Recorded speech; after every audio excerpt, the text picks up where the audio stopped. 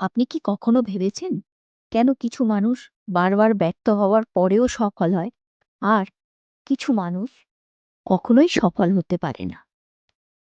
আজকের গল্পে আমরা সেই রহস্যটাই উন্মোচন করব। মিস্টিক ফেবলস ইউটিউব চ্যানেলে আপনাদের সবাইকে আরো একবার স্বাগতম। একবার একটা লোক একটা বিশাল হাতির সামনে দিয়ে যাচ্ছিল। সে দেখলো হাতিটিকে একটি ছোট দড়ি দিয়ে বেঁধে রাখা হয়েছে, যা দেখে লোকটি অবাক হয়ে গেল। সে মনে মনে ভাবলো, এত বড় হাতি সামান্য দড়িতে বাঁধা! তবুও সে পালানোর চেষ্টা করছে না। তখন সে হাতির প্রশিক্ষককে জিজ্ঞাসা করলো, আচ্ছা, এই বিশাল হাতিটা এই সামান্য দড়ি ছিঁড়ে ফেলতে পারছে না কেন?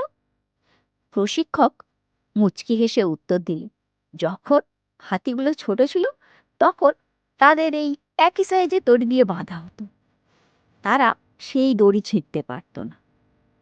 এখন বড় হওয়ার পরেও তারা মনে করে যে তারা সেই ছোট দড়ি ছিঁড়তে পারবে না, তাই চেষ্টা করা ছেড়ে দেয়। এর থেকে আমরা যেটা শিখতে পারি, আমাদের জীবনেও এমন অনেক ছোট দড়ি থাকে যা আমাদের বড় হতে বাধা দেয়। আমরা অতীতের ব্যর্থতা বা ছোটবেলার সীমাবদ্ধতা নিয়ে পড়ে থাকি এবং নতুন করে চেষ্টা করার সাহস পাই না। কিন্তু মনে রাখতে হবে, পরিস্থিতি বদলালে আমাদের ক্ষমতাও বাড়ে। শুধু চেষ্টা করার মানসিকতা ধরে রাখতে হয়।